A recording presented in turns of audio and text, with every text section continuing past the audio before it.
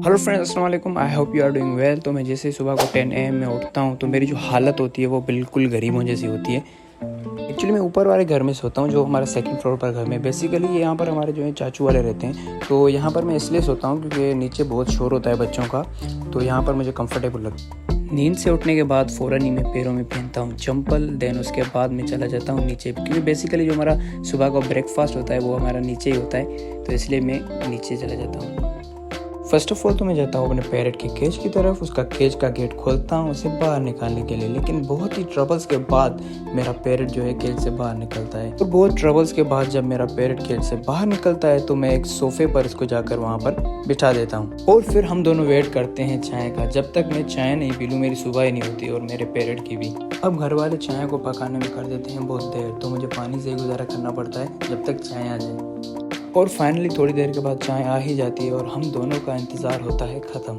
और चाय पीते हुए बात करना मुझे बिल्कुल भी पसंद नहीं, तो एंजॉय करते हैं हम अपनी चाय को।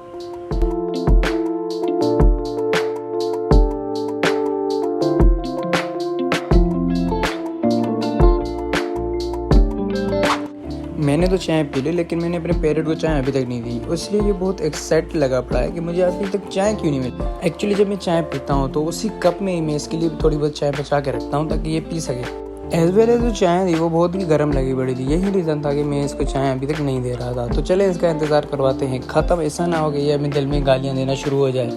और जब मैं इसको चाय पिलाने की कोशिश कर रहा था तो ये पता नहीं कि लड़कियों वाले नखरे कर रहा था। और थोड़ी देर गुजरने के बाद ये चाय ऐसे पीना शुरू हो गया कि आपने भी ज़िंदगी में ऐसे चाय कभी नहीं पी होगी। फाइनली थोड़ी देर के बाद पैरट ने अपनी चाय कर ली ख़त्म, तो मैं इसको लेके गया अपने केज में इसको रखने के लिए, और ये इजीली अपने केज में चला गया बिना मुझे तंग किए हुए। पैरट को केज में रखने के बाद मैं वेट करने लगा ब्रेकफास्ट का, क्योंकि मुझे भूख भी बहुत लगी थी जैसे मैंने चाय पी थी सुबह को उठकर। और फाइनली थोड़ी देर के बाद हमारा ब्रेकफास्ट भी आ जाता है। आपने नोटिस किया होगा कि आजकल मैं जो है मील थोड़ी कम ही लेता हूँ। मैंने आज ब्रेकफास्ट में सिर्फ 3 एग्स और एक रोटी ही ली है, बिकॉज जिम में जो है मैंने जाना अब कम ही कर दिया है, इसलिए मैं मील भी थोड़ी लाइट ही लेता हूँ। रीज़न ये है कि जून के मंथ में एक्सट्रीम लेवल की गर्मी होती है हमारे सिटी में, तो इसलिए मैं जून में जिम जाने से अवॉइड करता हूँ। चले हम अपना ब्रेकफास्ट करते हैं अब शुरू।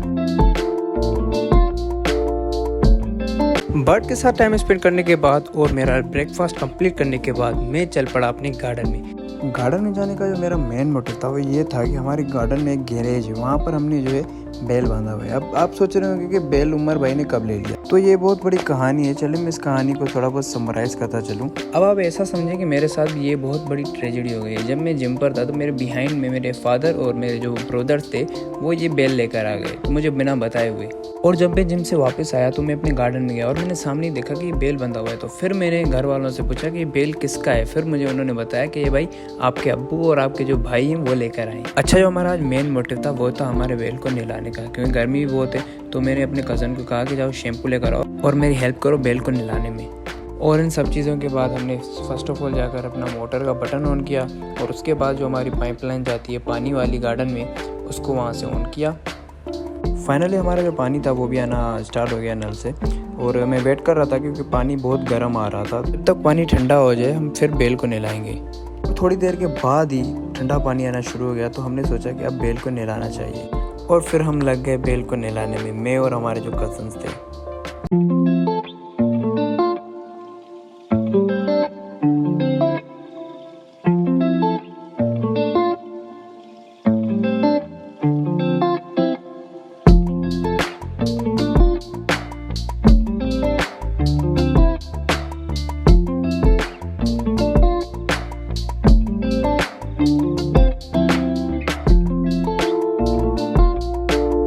फ्रेंड्स, तो यही था हमारा आज का व्लॉग। आई होप कि आपको ये व्लॉग पसंद आया होगा। अगर पसंद आया है तो don't forget to subscribe, hit the bell icon and never missing any new updates. Okay, अल्लाह हाफिज़।